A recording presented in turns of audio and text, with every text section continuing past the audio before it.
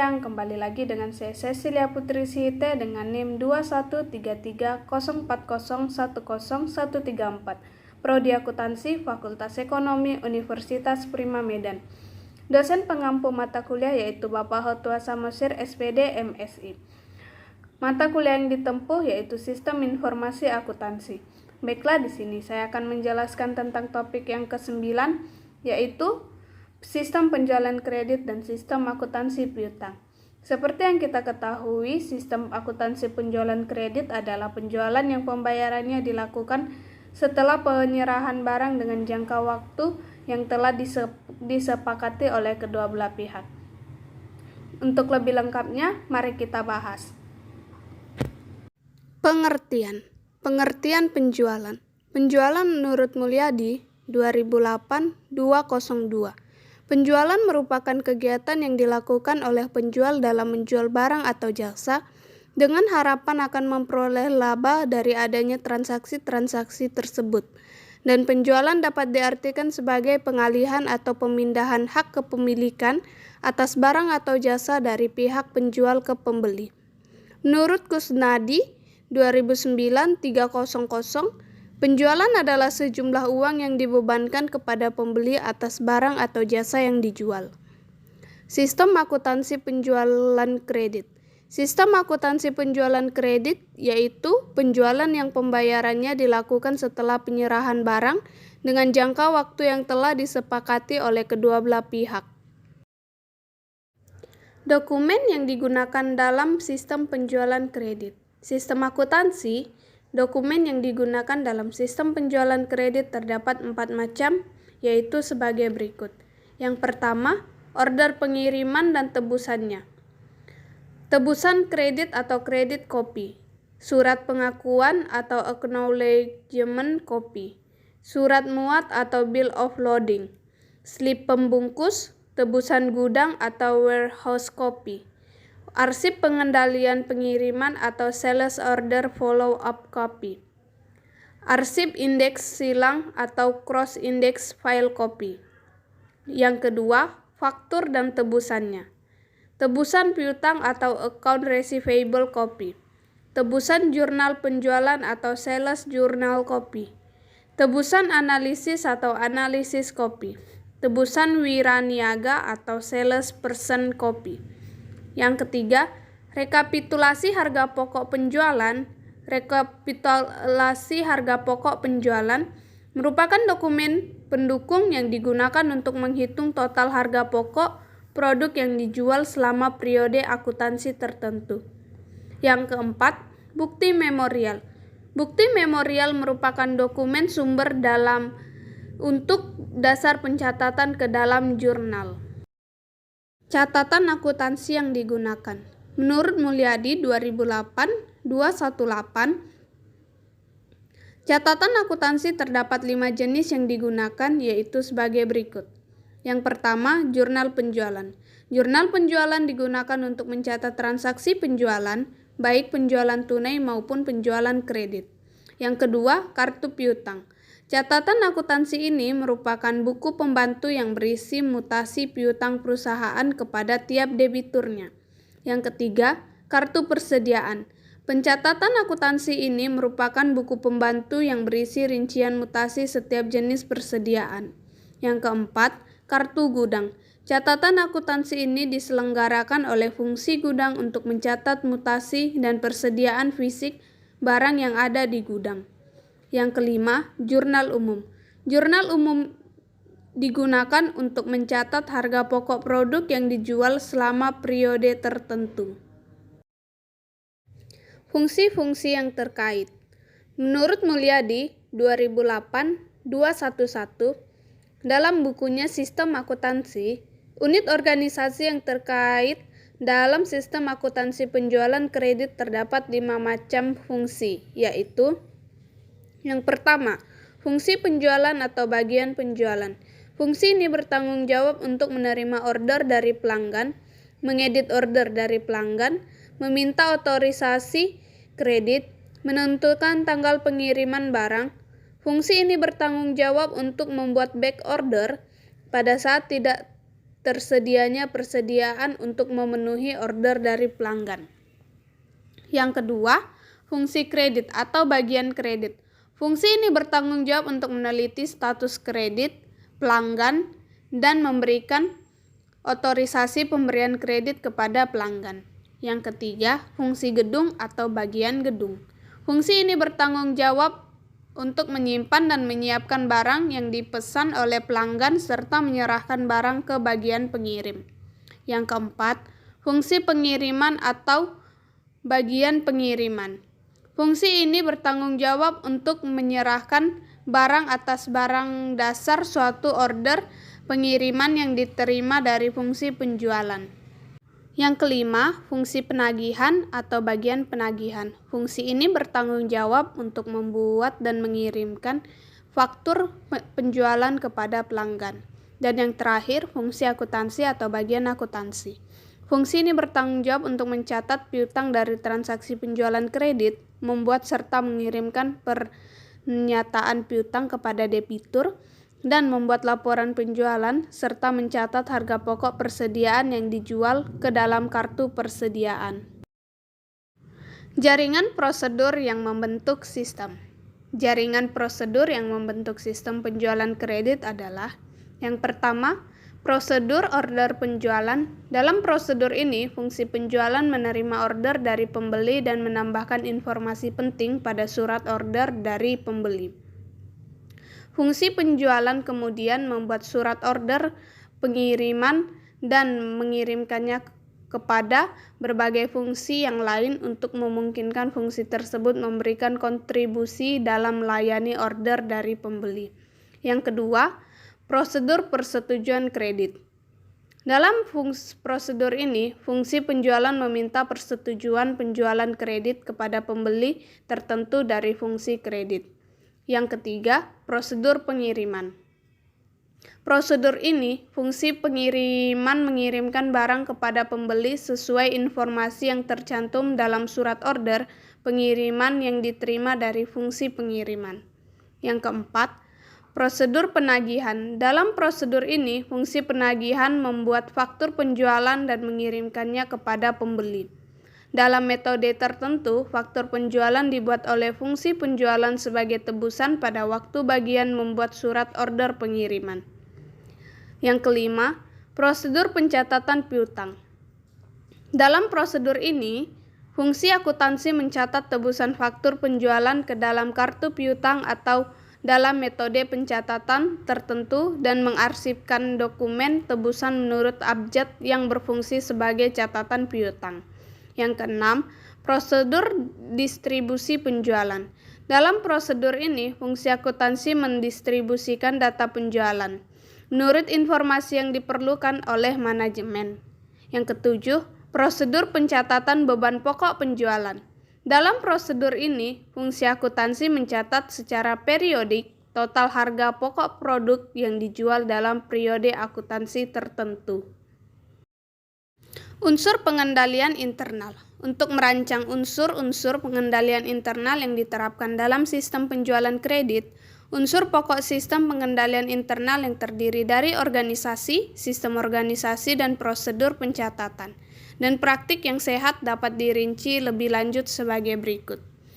Yang pertama, organisasi. A. Fungsi penjualan harus terpisah dari fungsi kredit. B. Fungsi akuntansi harus terpisah dari fungsi penjualan dan fungsi kredit. C. Fungsi akuntansi harus terpisah dari fungsi kas. D. Transaksi penjualan kredit harus dilaksanakan oleh fungsi penjualan, fungsi kredit, fungsi pengiriman, fungsi penagihan, dan fungsi akuntansi. Tidak ada transaksi penjualan kredit yang dilaksanakan secara lengkap oleh satu fungsi tersebut. Yang kedua, sistem otorisasi dan prosedur pencatatan. A. Penerimaan order dari pembeli diotorisasi oleh fungsi penjualan dengan menggunakan formulir surat order pengirim. B. Persetujuan pemberian kredit diberikan oleh fungsi kredit dengan membubuhkan tanda tangan kredit kopi yang merupakan tebusan surat order pengiriman. C. Pengiriman barang kepada pelanggan diotorisasi oleh fungsi pengirim dengan cara menandatangani dan membubuhkan cap sudah dikirim pada kopi surat order pengiriman. D. penetapan harga jual, syarat penjualan, syarat pengangkutan barang, dan potongan penjualan berada di tangan Direktur Pemasaran dengan penerbitan surat keputusan mengenai hal tersebut. Terjadinya piutang diotorisasi oleh fungsi penagihan dengan membubuhkan tanda tangan pada faktur penjualan. Pencatatan ke dalam kartu piutang dan ke dalam jurnal penjualan, jurnal penerimaan kas, dan jurnal umum diotorisasikan oleh fungsi akuntansi dengan cara memberikan tanda tangan pada dokumen sumber atau faktur penjualan, bukti kas masuk, dan memo kredit. Pencatatan terjadinya piutang didasarkan pada faktur penjualan yang didukung dengan surat order pengiriman dan surat muat. Yang ketiga, praktik yang sehat. Surat order pengiriman bernomor urut tercetak dan pemakaiannya dipertanggungjawabkan oleh fungsi penjualan. Faktur penjualan bernomor urut tercetak dan pemakaiannya dipertanggungjawabkan oleh fungsi penagihan. Secara periodik, fungsi akuntansi mengirim pernyataan piutang kepada setiap debitur untuk menguji ketelitian catatan piutang yang diselenggarakan oleh fungsi tersebut. Secara periodik diadakan rekonsiliasi kartu piutang dengan akun kontrol piutang dalam buku besar. Metode pencatatan piutang. Pencatatan piutang dilakukan dengan salah satu dari metode berikut. Metode yang pertama, metode konvensional. Dalam metode ini, posting dalam kartu piutang dilakukan atas dasar yang dicatat dalam jurnal. Berbagai transaksi yang mempengaruhi piutang adalah: yang pertama, transaksi penjualan kredit. Transaksi ini diposting dalam kartu piutang atas dasar data yang telah dicatat dalam jurnal penjualan tersebut. Yang kedua, transaksi retur penjualan. Posting transaksi berkurangnya piutang dari transaksi retur penjualan diposting ke dalam kartu piutang atas dasar data yang telah dicatat dalam jurnal retur penjualan. Yang ketiga, transaksi penerimaan kas dari piutang. Posting transaksi berkurangnya piutang dari pelunasan piutang oleh debitur diposting ke dalam kartu piutang atas dasar data yang telah dicatat dalam jurnal umum. Yang keempat, transaksi penghapusan piutang. Transaksi berkurangnya piutang dari transaksi penghapusan piutang diposting ke dalam kartu piutang atas dasar data yang telah dicatat ke dalam jurnal. Yang kedua, metode posting langsung. Metode ini dibagi menjadi dua golongan berikut ini.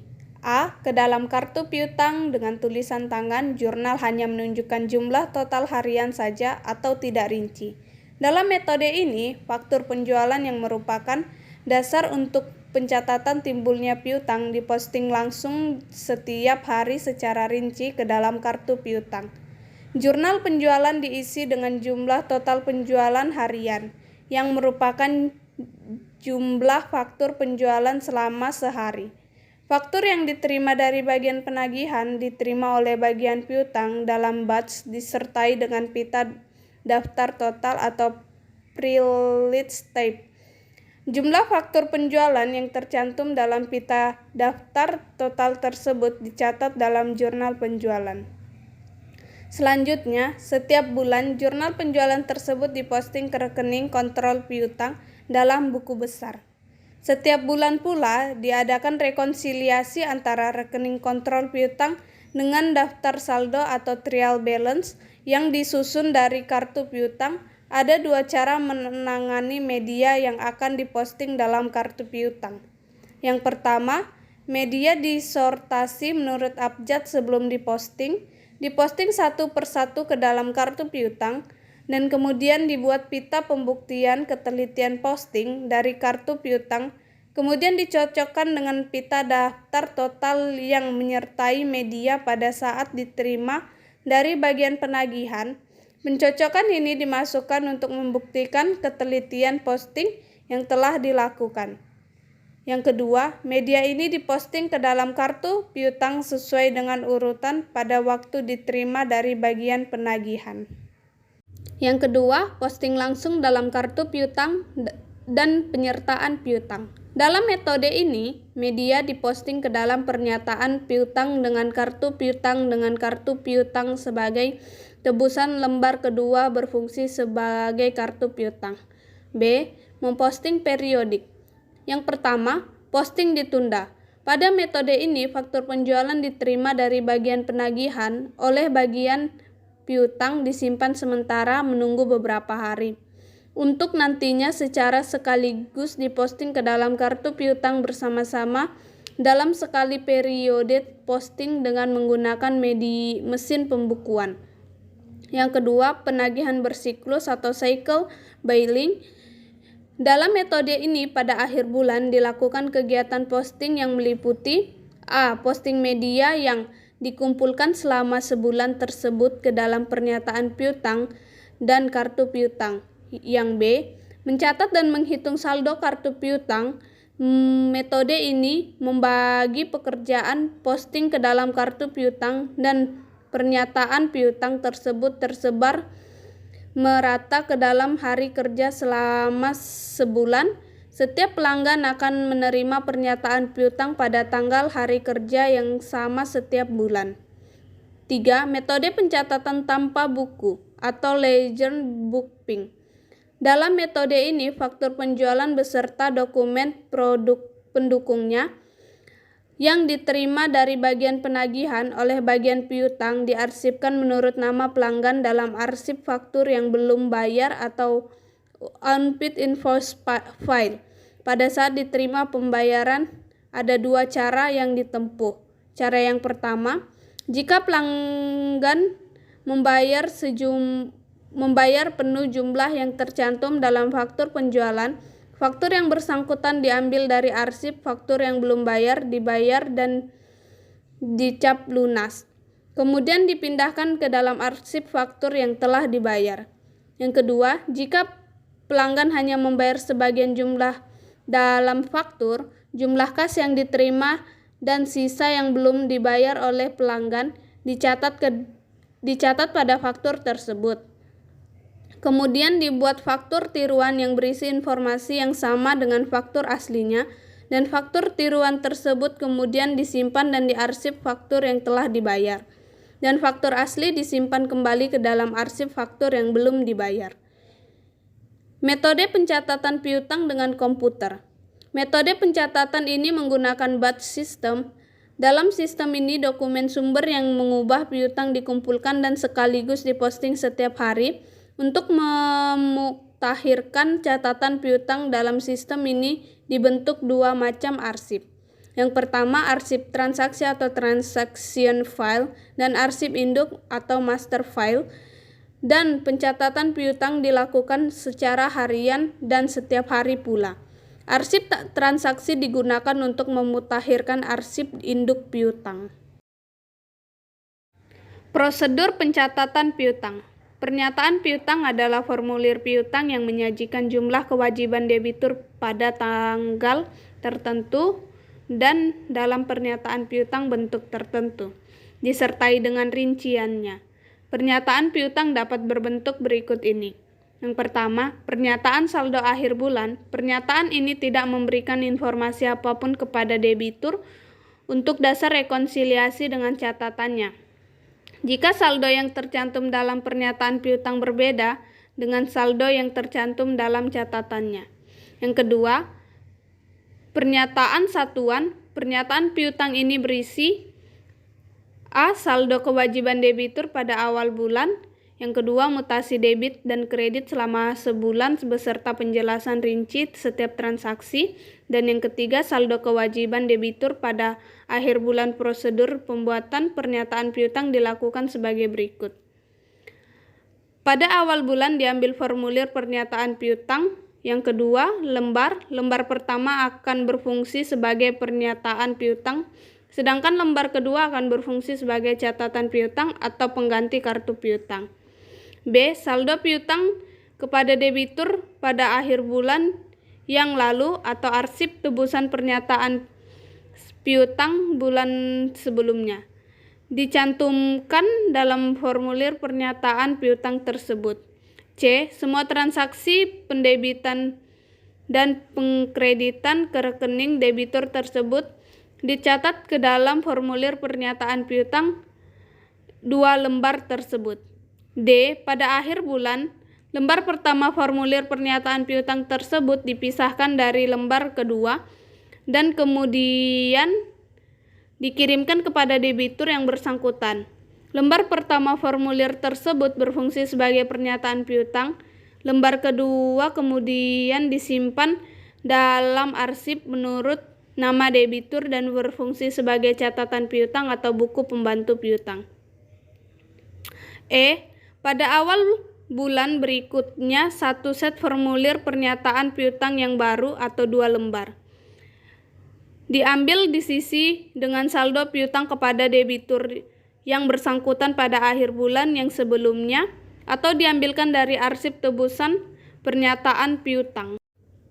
Pernyataan saldo berjalan dengan rekening konvensional atau running balance statement with conventional account.